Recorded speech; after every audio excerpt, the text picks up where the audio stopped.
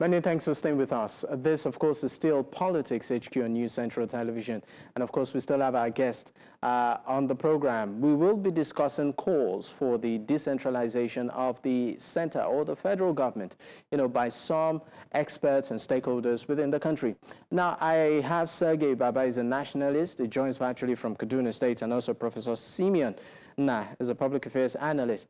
Gentlemen, thank you for staying with me. Let me bring Sagir into the conversation. Sagir, if you can hear me, do you think that the center is too powerful? Why some individuals are saying, you know what, Nigeria needs to break down, the powers at the center. Many would want to even say, you know what, let's look at it from a micro perspective. Look at the president or the position of the president, for instance. How powerful is the president of the country, given this system that Nigeria currently practices? Now, the president has executive powers, obviously. Now, the president, of course, being at the head of the executive branch of the federal government, is responsible for enforcing federal laws. The president also performs the role of commander-in-chief. The president serves as the commander-in-chief of the Nigerian Armed Forces, issuing military directives and also making defense policies. Now, the president also has diplomatic powers. This, of course, includes the president being able to determine the country's foreign policy and also represent the state in international relations, signing of treaties and agreements.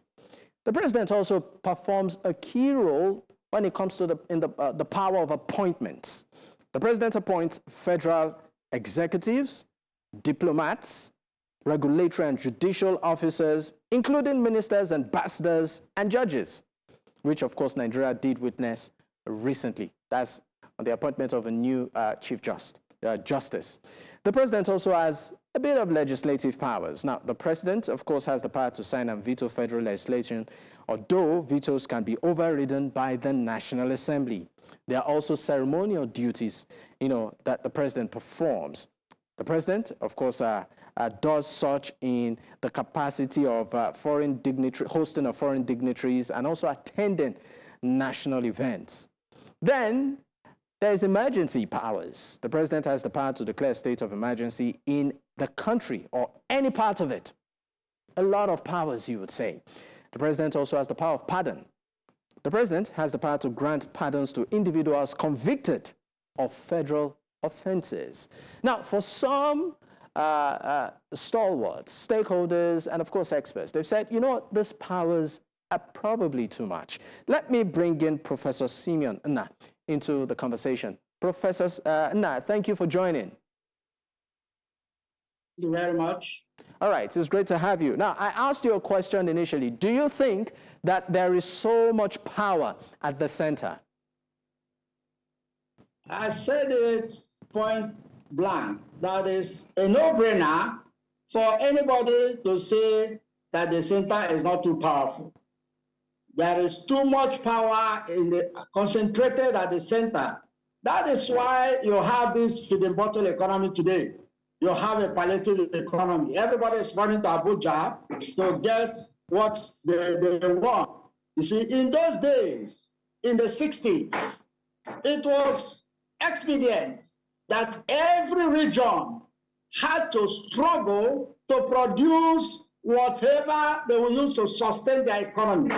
Can I tell you for free that in the West, the Western region had television before France. That was what happened.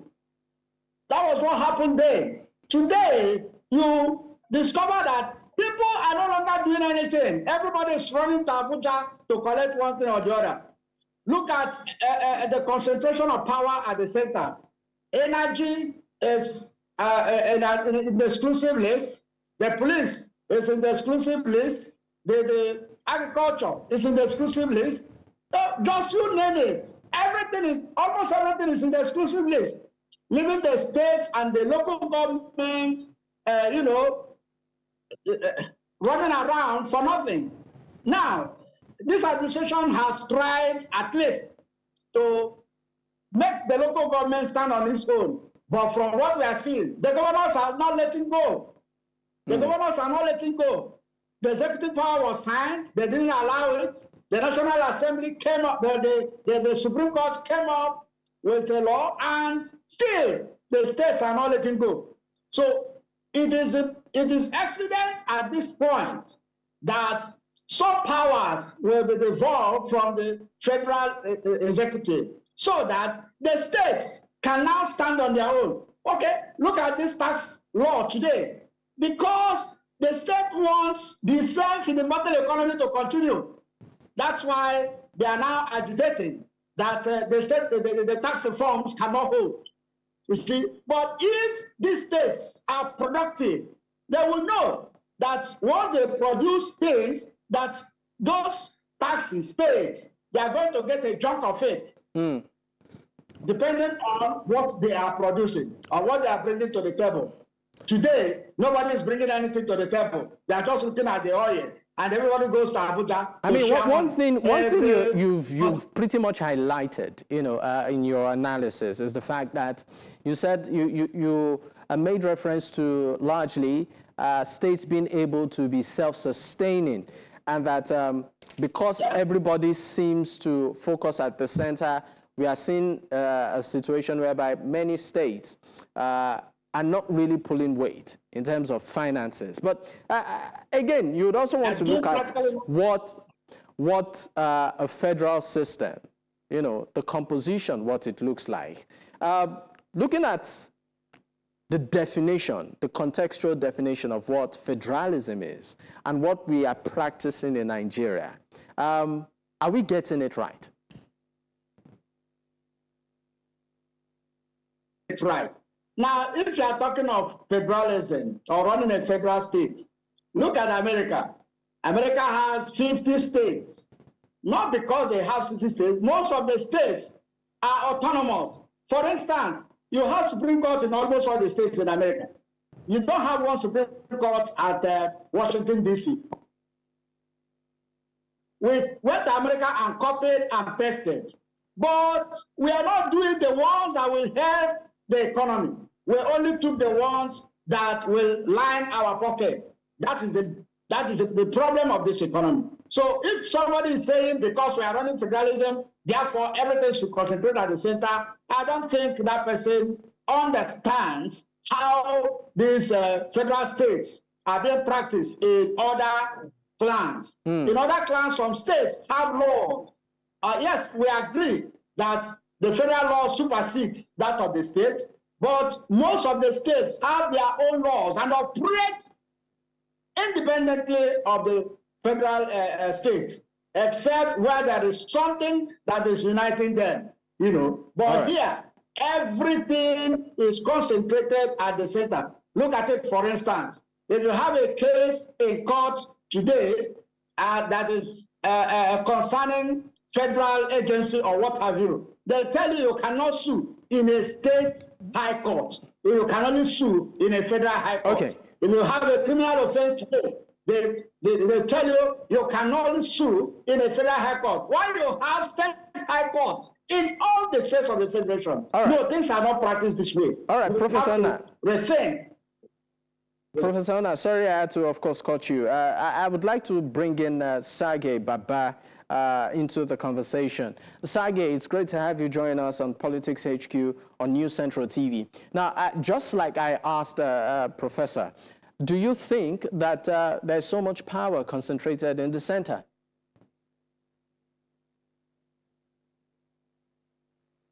I think the power is too much in the center. And I'm not talking about just the federal government. Even the state government, the power is too much there. If we can recall, Nigeria has 3 executive, I can say, council. We have at the federal level, we have at the state level, which is in the middle. Then we have the one in the locality, which is local government executive. But the issue of this system here in Nigeria, most of the time you will see federal government is putting too much power and trying to control the state level. The states are putting too much power, trying to control the local authorities. I think that is the reason why too much poverty issues, too much corruption activities, too much impurities and illegal activities all over the country, which is creating so many unemployed youths. And even the tertiary institution now, if you look at the system, is old system. Most of our leaders are even trying to get citizenship for their children in other countries. And now that even the local government autonomy that the presidency is talking about, if you look at the just recent concluded election in most of the states, you see the party that is leading in that state is the one winning in all the local governments election, which is very wrong. And to me, if we want this country to progress and create a good name for our nation and reduce the number of people moving out of the country seeking for jobs or employments, the local authorities must work, and we should be law-abiding citizens. No matter which position you are holding, whether you are the president, whether you are the chairman, you should understand there are rules, laws, and terms that are guiding the democracy. All right. I mean, you've tried to sort of paint the system that we have in the country. You sort of gave a graphic illustration of the structure, saying that this structure sort of exists at 3 tiers. But my question to you is this: you are talking about rules of the rule of law, the rules of engagement, and all. So, is the problem right now the structure, or the fact that individuals are not playing by the rules? The rules do exist, but individuals are not playing by them. Is that what you're saying? Or we don't even have adequate rules to sort of counter this bad behavior? We have rules and regulations, and I think those are in power. Most of them nowadays, they think they are the one in control of the power. Instead of those that knows the power should be scared more than those that don't know. But you see those in power misusing the power, misusing their office, and you see so many issues happening. And like during your presentation, what you captured something that captured my attention, talking about that amnesty. You see somebody is convicted, looted a lot of resources. The executive power will give him amnesty, leaving those that stole goats or hen, or somebody that pickpocket 1,000 or 2,000 in the market in the prison. Is that proper? It's like encouraging those in the systems to loot huge resources, so that in the next amnesty list, they will be among. So I'm in the position that I agree. This decentralization of power is very important. The power in the at the federal level should be reduced, and the power at the state level should also be reduced. The local level should be empowered, and we should get election system very separate from what we have now. The president should not be the one to sworn in the INEC. I mean, we'll get into that. We'll get into specifics, particularly when it comes to even the powers of the president, because I know that is where a lot of people, have raised a lot of eyebrow, particularly when it comes to appointments. The president being saddled with the responsibility of, appointing to a large extent, influencing the appointment of INEC, from security to judicial, and even to, election. So we'll speak on that, but we need to go on a quick. Even the Senate and Reps, Speaker and the Senate President have been nominated by the president. Well, that's to tell you how powerful he is. But we need to go on a quick break. That is to tell you how We need to go on a powerful quick this break, is. Baba. When we return, we'll definitely pick up. Do stay with us. Many thanks for staying with us. This, of course, is still Politics HQ on News Central Television. And, of course, we are discussing calls for the decentralization of power, particularly at the center in Nigeria. I still have my guest with me, but I'll be, of course, bringing on the conversation right now. Mr. Shola Omolayo is a public affairs analyst. He joins virtually from Lagos. Thank you for joining the program, Mr. Shola Omolayo. Thank you for having me. Good evening, Nigerians. All right. I still have Mr. Sagir Baba, is a nationalist, and also Professor Simeon, Nnah, is a public affairs analyst. Gentlemen, thank you for holding on. Let me start off with Mr. Omolayo. I would have also wanted to ask if you feel that the center is too powerful, but I guess you would also say yes. So my next question would be, how do you think, or what areas do you think that these powers, if at all the center is indeed too powerful, what areas do you think these powers can be shared such that we don't have a center that is extremely powerful at the expense of maybe even the constitution of the land? I would say I'm surprised that you have a thought that I would think the central is too powerful. It's a different thing when you say the central has the power, but I can tell you this, the power of the central is limited. Is it? So limited. Is it? It's so limited. Yeah, I will tell you that.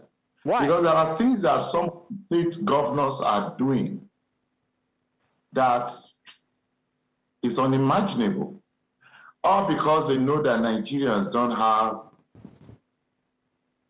a right, so to say, or they could not even defend their rights based on some of the activities of the state. When you are talking of security at a maximum level, that is when you will begin to talk about powers of the central. When you are talking about the economical strengths and how it is being managed, you can talk about the central. But when you are talking of governance at a stretch, some of the things that the governors of state are executing is nothing to write home about. Tell me, Can you give specifics? Can you be more specific? Yeah, hold on. If the central is so strong, why could a former governor operating in a state could not be arrested? But an ordinary citizen of this country, if he's been declared wanted, can be arrested anywhere in this country. Who is controlling the EFCC, so to say? Is it not the power of the might, the federal power you are talking about? What can they do to some of these individuals? They are not in power, but they have a shield of the governor of a state, allegedly, and he could not be arrested. It's only when it comes to the ordinary man on the streets, when it comes to the less privileged and powers, that is where we begin to talk about power play at the highest level. When you are talking of the law of a state, you see the difference in it. There is a power that controls a state that differs another power from a state, like the Sharia state. What do you say to that? But you share in the proceed of the economic value of other states. It is known and accepted that we drink more of Ogogoro in the south. Call it whatever name, beer, whatever acro you will give to it. But there are some states in the north where you deprive people, based on religion, not governmental rights. But the proceed that comes from the southern part where this law is not catching up on people for not to drink or produce, how do you discuss that? Which power controls what? It's just that the people are not ready. The constitution is so mutilated, so confusing, that we don't know if we are running a federal mind in total power of it or what. All right, let me... Are you telling me the local government have their rights? Why do you run a local government election that is also being controlled by the state apparatus and the government that you say you are talking about powerful cannot even have a say? The budget of state that is being run, who monitors those budgets? Who questions those expenditure? Nobody, not even the citizen of the state. I'm not talking about the... But I have several reactions to this, but for time, I'd like to bring in Professor Simeon Nnah to maybe speak to some of the things you have said, because he did say that power is pretty much concentrated at the center. I don't go by the books. I go by elementary knowledge, because that is what I see that will be the solution of our states. Okay, great. So let me bring in Professor Nnah in right now. Well, I disagree with him that the states are more powerful than the federal government. Maybe he forgot that in this country, a head of state, Obasanjo, declared a state of emergency in a state and removed the governor. That was illegal, but that goes to show you how powerful the federal government is in this country. You see, look at the elections that were just concluded in Edo and Ondo. From Abuja, they said the template we used in Edo is the template we are going to use in Ondo, is the same template we are going to use in Anambra. And I can tell you for free that if governors were so powerful, the Edo state governor wouldn't have been removed. But because the powers belong to Abuja, they use the federal might, the police, and whatever. Yes, you can say that there were political turmoil in the state, but you can't do away with an incumbent. If the governor was an APC governor, there's no way, no matter the crisis they had, there's no way anybody would have beaten him in that state. It is a common thing to see in Nigeria that the federal government is so powerful that, you see, it's talking about EFCC not going after the governor. It's not true. The EFCC, they are dancing to the tone of the president. They are looking at the body language of the president. Now, the same EFCC that cannot arrest a former governor of Kogi just arrested a former governor of Delta State. So what are we saying? The truth remains that EFCC is always looking at the body language of the president. That's why some of us are advocating that we should have strong institutions, not strong individuals. All right. In the place to copy this democracy, they have strong institutions. The president cannot dictate to maybe the FBI in America of who to arrest and who not to arrest. No way. They cannot do that. But in Nigeria here, they will look at the Inspector General of Police will look at the body language of the president before he can go and pick anybody up. Look at what they did in Rivers State. They will tell you that they are obeying the court. Which court?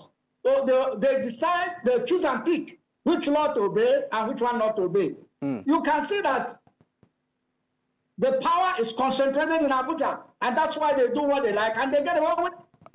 All right, Professor Nnah, if you can hear me, let me just leave you for a moment and bring in Sagir Baba into the conversation. I know that Mr. Omolayo actually did say something about the Sharia law, which is being practiced in some states. which seems to even be more powerful or more have some sort of influence, more than the Constitution. I mean, I was trying to say this back in the fact that some states are even more powerful than the center. You stay in a part of the North. I would like you to speak on that. I agree with Professor Nnah, because if you look at the system, even the Sharia code that you are talking about, or the system in the states, you see that the federal government has say. Look at the issue of Kano Emirate Council issue. Does the federal government has ministry for traditional council? But look at what is happening there. If there is an event at the national level, they will invite the other part that they are in support and leave the one that state governments put as the emir of Kano. And in the state level, they have their own emir. That means right now in Kano, they have two emirs, the federal emir and the state emir. So in issue of the Sharia, I think it's based on the citizen's decision. Like if you have case, it's based on you that you have case, you can take it to customary court or Sharia court. So even in the north here, some people prefer going to customary courts and some prefer going to Sharia courts. And as a citizen, you have choice. Even if somebody took you to Sharia court, you as non-Muslim or something similar to that, because there are some people that they are not believer in Christianity or Islam, and they are still Nigerians, and they have the right to worship what they want, and the Constitution is above any law in the country.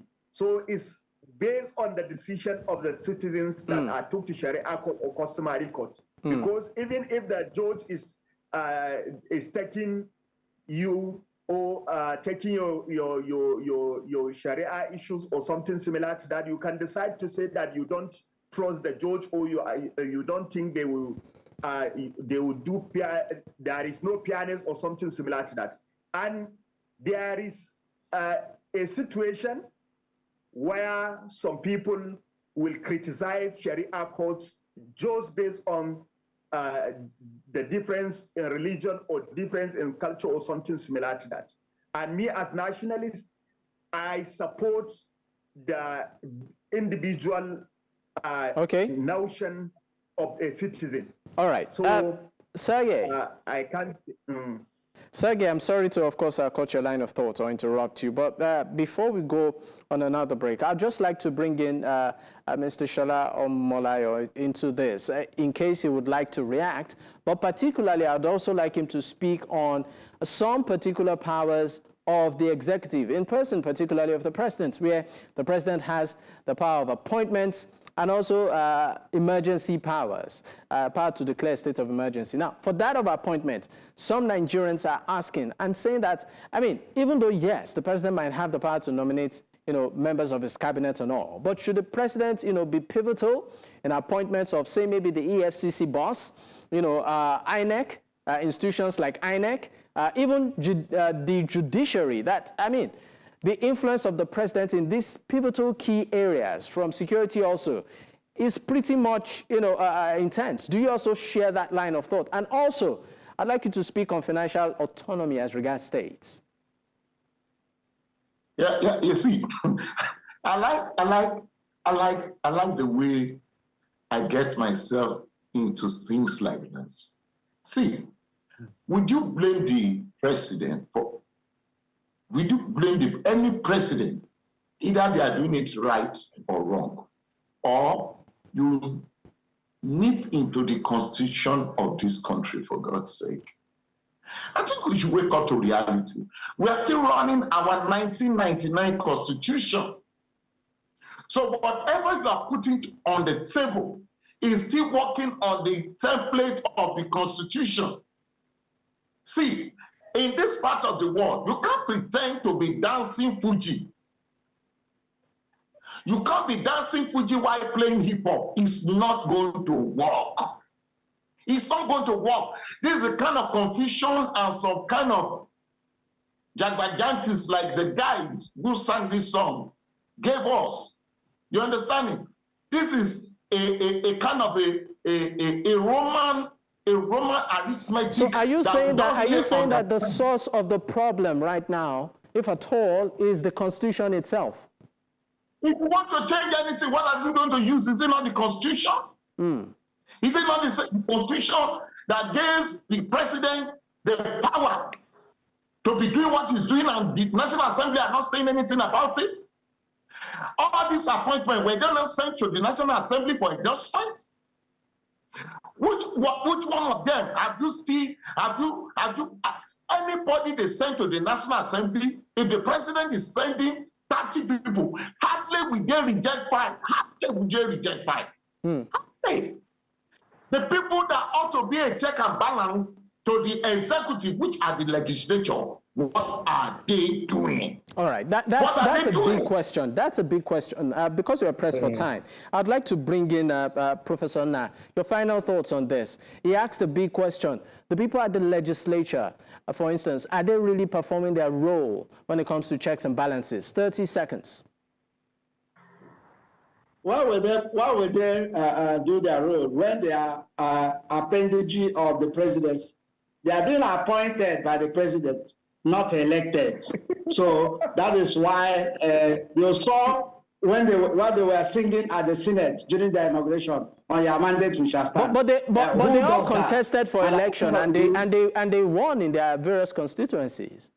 So they were not appointed. They won in the current Senate president didn't win primaries.